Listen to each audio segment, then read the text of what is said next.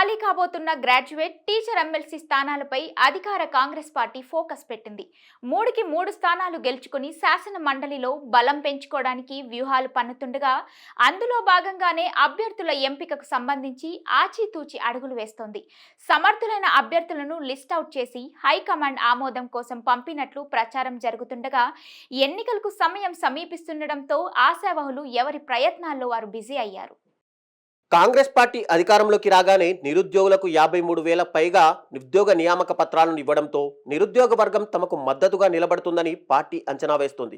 Graduate MLC స్థానానికి ఎన్నిక దగ్గర పడుతుండటంతో నిరుద్యోగులకు ఉద్యోగ అవకాశాలు కల్పించిన రేవంత్ రెడ్డి సర్కారు పట్టభద్రుల ఎమ్మెల్సీ స్థానంలో ఈజీగా గెలుస్తామన్న ధీమాతో కనిపిస్తుంది.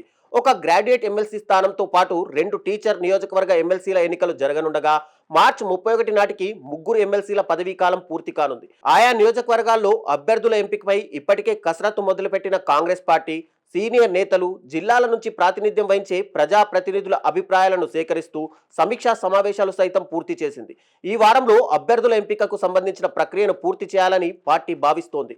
కరీంనగర్, ఆదిలాబాద్, నిజామాబాద్, మెదక్ జిల్లాల గ్రాడ్యుయేట్ ఎమ్మెల్సీ స్థానం పరిధిలో ఉండగా ప్రస్తుతం అక్కడ జీవన్ రెడ్డి ప్రాతినిధ్యం వహిస్తూ ఉన్నారు. అయితే ఈసారి ఆయనకు టికెట్ దక్కడం అనుమానమే అంటున్నారు. ఆ క్రమంలో కొత్త అభ్యర్థి ఎంపిక కోసం పార్టీ కసరత్తు చేస్తుండగా ఆశావాహులు ఎవరికి వారు తమ ప్రయత్నాలు చేసుకుంటున్నారు. విద్యా సంస్థల యజమానులు కాంగ్రెస్ నుండి బరిలో నిలిచేందుకు పోటీ పడుతున్నారు.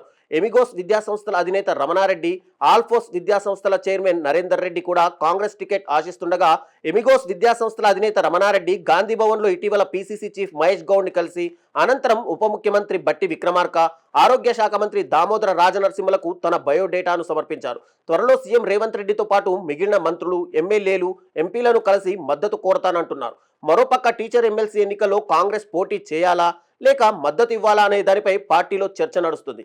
ఖమ్మం, వరంగల్, నల్గొండ టీచర్స్ నియోజకవర్గానికి ఎన్నిక జరగనుండగా ప్రస్తుతం ఎమ్మెల్సీగా అలుగుబెల్లి నర్సిరెడ్డి కొనసాగుతున్నారు. ఈ నియోజకవర్గంలో కమ్యూనిస్టుల అభ్యర్థిగా నర్సిరెడ్డి తిరిగి బరిలో ఉండనున్నారు. అసెంబ్లీ ఎన్నికల్లో సైతం కామ్రేడ్లను కలుపుకొని పోయిన కాంగ్రెస్ ఈసారి అక్కడ వారికి మద్దతు ఇస్తామంటున్నారు. ఇక రెండో ఉపాధ్యాయ ఎమ్మెల్సీ నియోజకవర్గం కరీంనగర్, నిజామాబాద్, మెదక్, ఆదిలాబాద్ జిల్లాల్లో విస్తరించి ఉండగా ప్రస్తుతం రఘోత్తమ్ రెడ్డి అక్కడి నుంచి ప్రాతినిధ్యం వహిస్తున్నారు.